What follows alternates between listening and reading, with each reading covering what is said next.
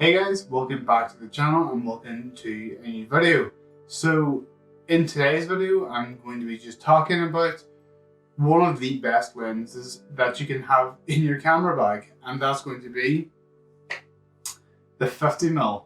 So my 50mm is the 1.8 version. There is a 1.4 version, but it is moderately more expensive.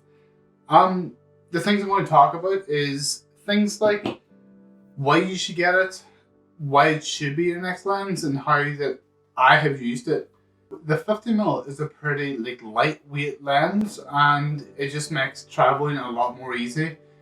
It's a fixed lens, meaning that there is no zoom in it whatsoever. It is stuck at 50mm.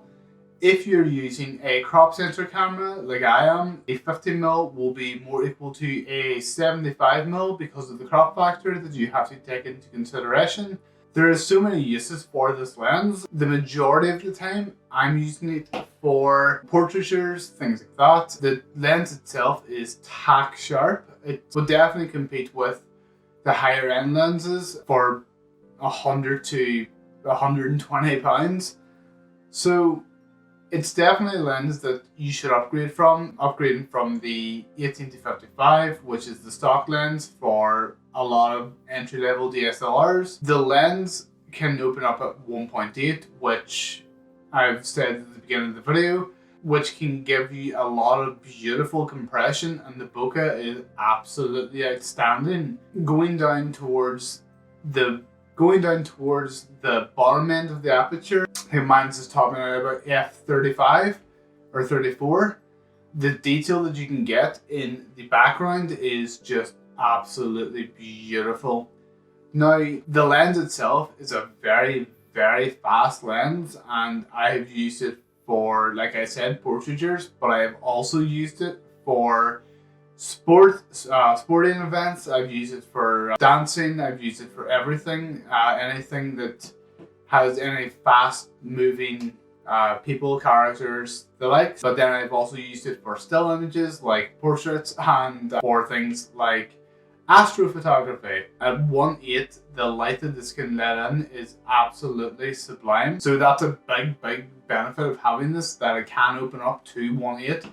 So you don't have to write up your ISO, or you don't have to put down your shutter speed, and you can just simply open up the aperture to 1.8 or 1.4 depending on which version that you get. The warning for that is the more that you open the aperture, the more your depth of field will be narrowed. So you're not going to get a lot in the background at 1.8. You might not even get the full face in focus at 1.8. So just be very wary of that. I've made that mistake countless times once I was getting into photography, and I noticed that it could let in a lot more light. Like I've said before, it is a very inexpensive lens to have, and it's one that I think everyone should get. So the downsides of kind of having this lens, I guess, is it has an autofocus built into it, which is absolutely handy if your camera body doesn't have an autofocus.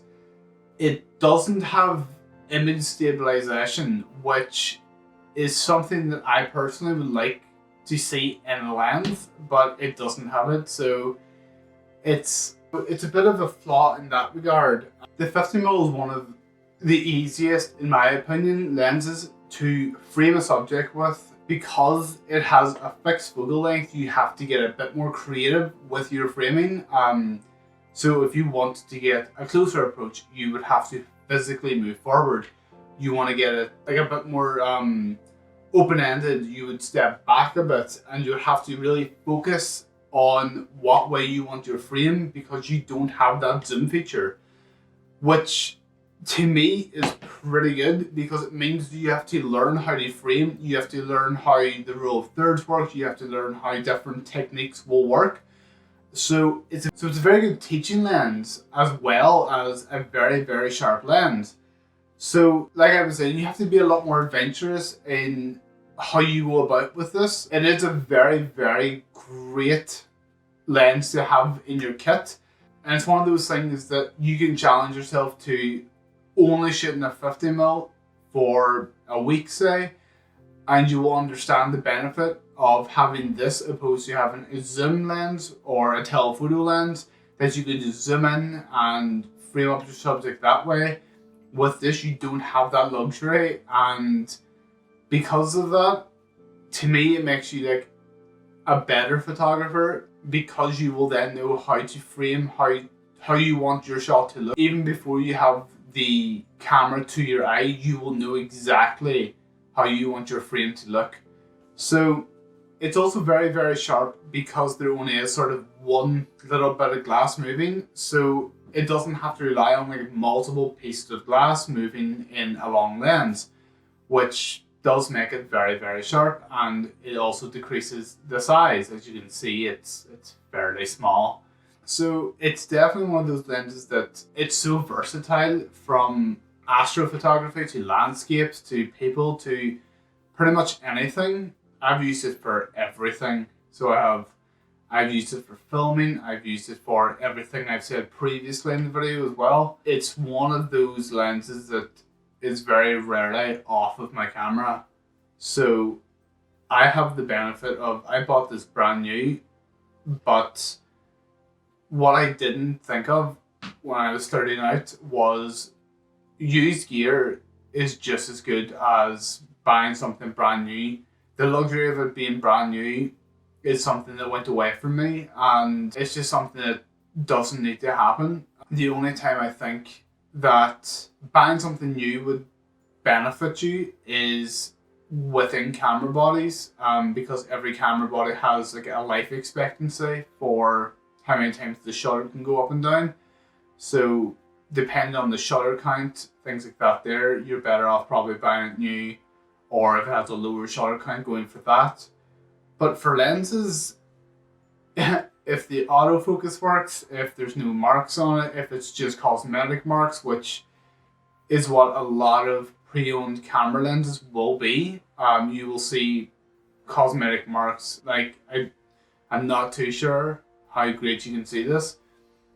Around my focus ring, there is a bit of wear, but that's from, wear and tear, having the camera lens over 3, 4, 5 years. So, but the thing still works as it did from day one. It's still a very, very sharp lens, and you just can't go wrong with it. If you are looking to get a 50mm lens for a crop sensor camera, an APS-C camera, I would go with the 35mm. The reason for that is, like I said before, the crop sensor will make that a true 50mm lens, whereas this is a 75, which is something I wish that I knew when I first started out as well.